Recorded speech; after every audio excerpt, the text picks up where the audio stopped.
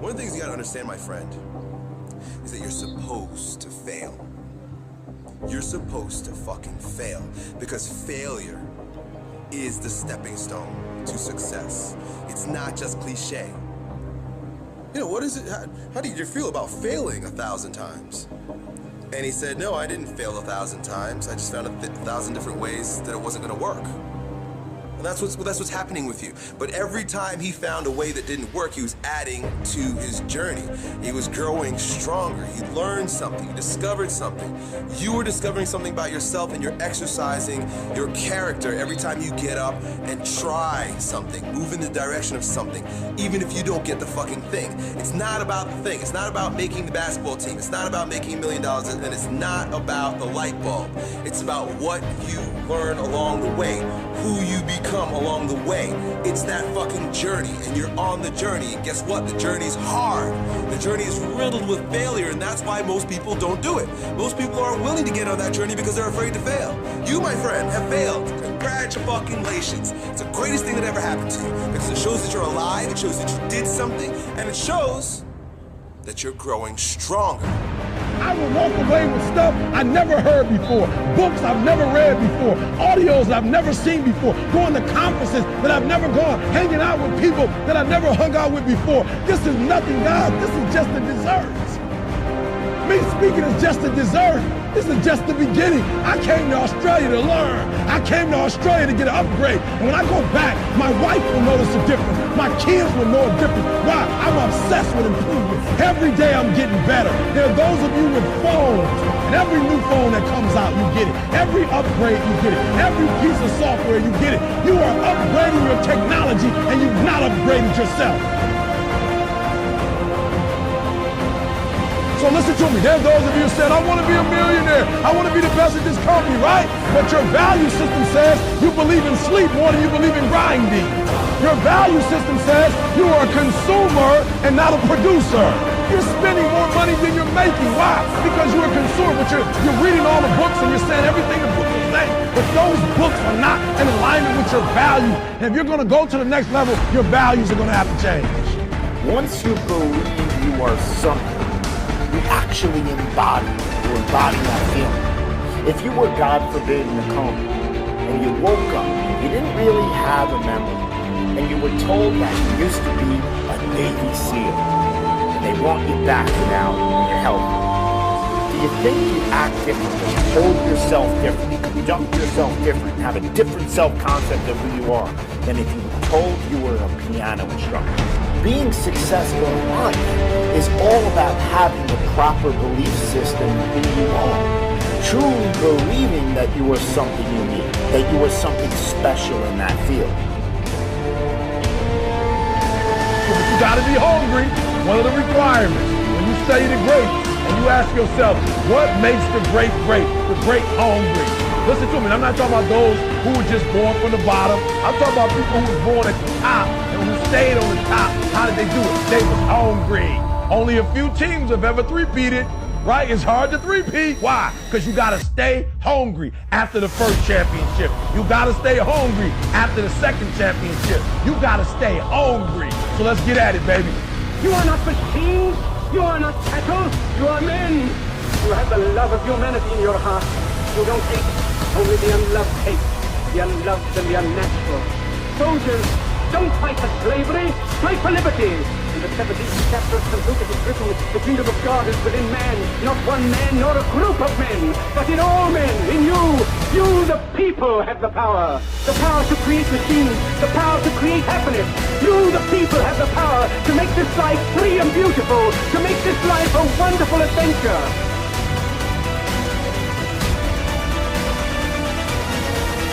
Let us fight for a new world, a decent world, that will give men a chance to work, that will give youth a future and old age a security. The world ain't all sunshine and rainbows. It's a very mean and nasty place, and I don't care how tough you are, it will beat you to your knees and keep you there permanently if you let it. You, me, or nobody is gonna hit as hard as life. But it ain't about how hard you hit. It's about how hard you can get hit and keep moving forward. How much you can take and keep moving forward. That's how winning is done. Now, if you know what you're worth, then go out and get what you're worth. But you gotta be willing to take the hits and not pointing fingers saying you ain't where you want to be because of him or her or anybody. Cowards do that, and that ain't you. You're better than that.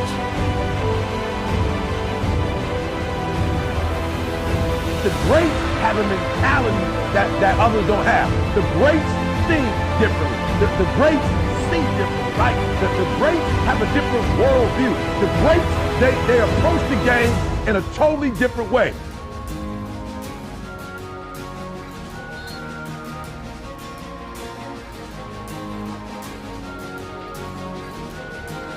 So I need you to do me a huge favor. I need you to think about what you're thinking about when your effort is low.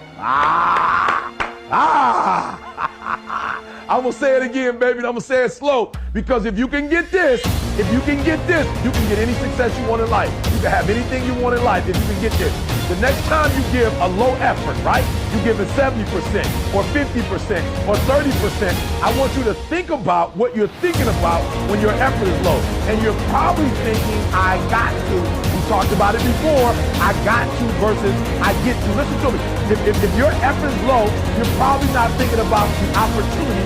You're probably thinking about the obligation. Football is about controlling that anger, harnessing that aggression into a team effort to achieve perfection. Coaches, they cut a player, they think he's not up to snuff. When they think he's hurting the team. But when you put that uniform on, that Titan uniform, you better come to work. We will be perfect in every aspect of the game. You drop a pass, you run a mile. You miss a blocking assignment, you run a mile. You fumble the football, and I will break my foot off in your John Brown hind parts. And then you will run a mile. Perfection. And so if we introduce it with the proper wiring, you're going to go straight to your target. If you're unsure about who you are, then your dreams, your goals, they will never become a reality. Everyone has mental doubts in life, internal conflicts. Even the most successful people that you look up to, but they don't live there. It's how you handle those negative thoughts in that exact moment and overwhelm them with positive action. And that comes with this utmost confidence in yourself that you can handle the situation. Trust in yourself that you are better than the moment. Even in the midst of trials and tribulations, even in the midst of your haters, when people trying to break you and tear you down, E.T., how you stay strong is easy, baby. I keep thinking about the opportunity. Every single day, I'm thinking about the opportunity, and I'm not looking at this thing as an obligation. I'm not looking at this thing as something that I have to do, or that I'm forced to do, right? Something that somebody's making me do. Every time I wake up, I'm thinking, woo, I'm alive, baby. This is the day. I'm alive, baby. I got my life. I've got a measure of health. I got a measure of strength. Like, this is an opportunity.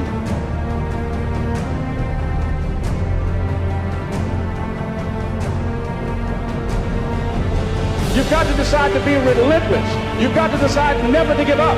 You've got to find some reasons within yourself that will give you the stamina when life catches you on the blind side to get back up again, to keep on calling and coming back again and again and again.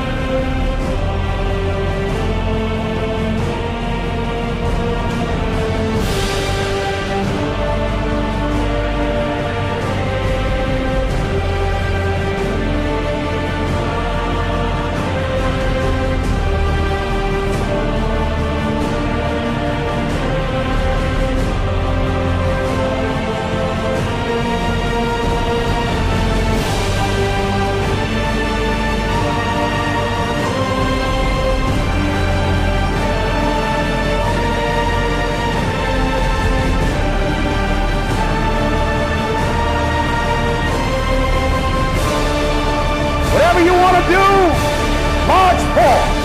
We spread ourselves too thin. Don't know how to say no.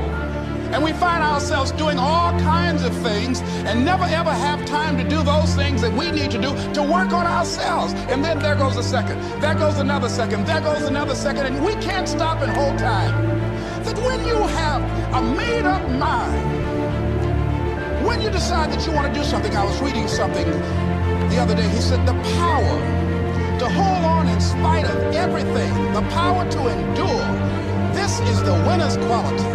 The hunger, the ability to face defeat again and again without giving up. Spartans! What is your profession?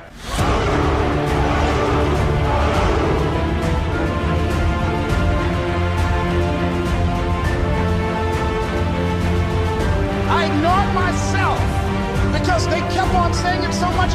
There were times I doubted whether or not I can do what I needed to do. There's a Doug Williams in everybody here. There's greatness in you. And you've got to learn how to tune out the critics outside and the critic inside. And says, I'm going to do this. I'm going to harness my will. And I'm not going to let anything stop me.